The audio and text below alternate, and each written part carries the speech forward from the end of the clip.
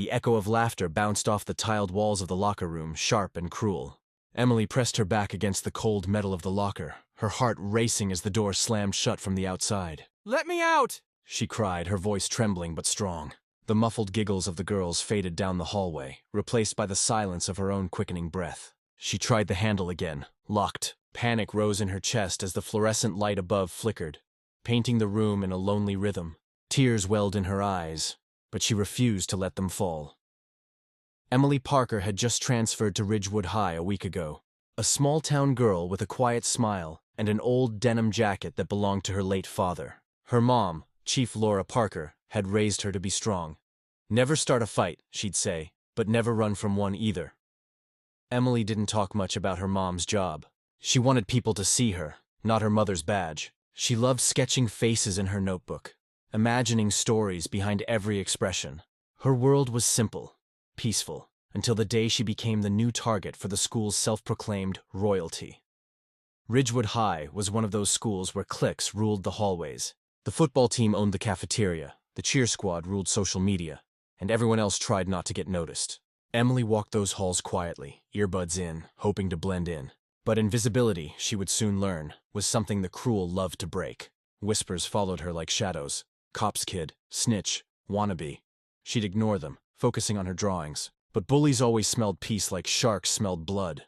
The ringleader was Madison King, the kind of girl who looked perfect in every photo and knew it. With her perfectly curled hair and a phone always in hand, she had the kind of smile that could cut. "Hey, new girl," Madison had called one afternoon in the locker room. "We were just talking about you." Emily looked up, cautious. "You know, it's weird," Madison continued, smirking. "Your mom's the police chief, right? So, do you, tell her everything we do?" Laughter rippled behind her. Emily shook her head. "No, I just—" "Relax," Madison interrupted, her tone dripping with mock sympathy. "We're just having fun." But her fun came with a shove, a snide whisper, a locker slam a little too close. That day, it went too far. The bell had just rung for gym when Madison and her friends cornered Emily near the showers. "Let's see if little Miss Cop's kid can handle some pressure," one of them giggled. Before Emily could react, the door slammed shut, and the sound of a lock clicked into place. The girls' laughter faded down the corridor, leaving only the dripping faucet and Emily's ragged breathing.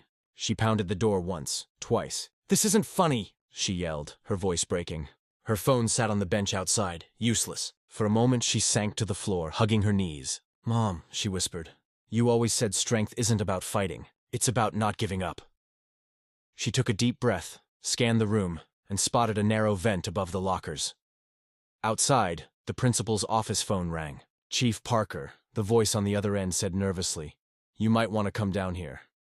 Within minutes, the sound of police radios filled the school parking lot. The moment Chief Parker entered the building, silence fell. She wasn't in her uniform, but her presence carried authority like thunder. Her eyes were cold, searching. "Where is she?" she demanded. A trembling student pointed down the hallway. The locker room doors burst open with a metallic clang.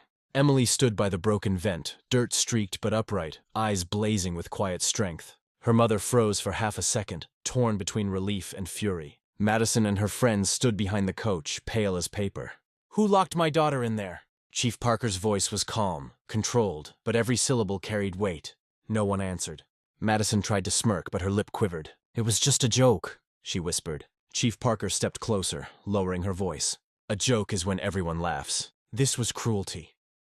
The girls looked down, shame creeping into their eyes. The next day, the school buzzed with whispers. Madison and her friends had been suspended. Their parents called in for a meeting that ended with more tears than excuses. But the real story wasn't about punishment. It was about Emily. When she walked through the halls again, heads turned. Not in mockery this time, but in quiet respect. A boy from her art class handed her the sketchbook she'd dropped that day. "You're brave," he said simply. Emily smiled faintly. "No," she replied. "Just tired of being scared." That evening, sitting on the porch beside her mom, Emily watched the sunset spill gold across the horizon. "You handled it well," Chief Parker said softly. Emily looked down at her scraped hands and smiled. "I didn't fight them, Mom. I just refused to break." Her mother nodded, pride glimmering in her eyes. "That's the kind of strength I was talking about." The story of the girl locked in the locker room spread beyond Ridgewood, shared as a lesson about kindness, courage, and the quiet power of standing tall.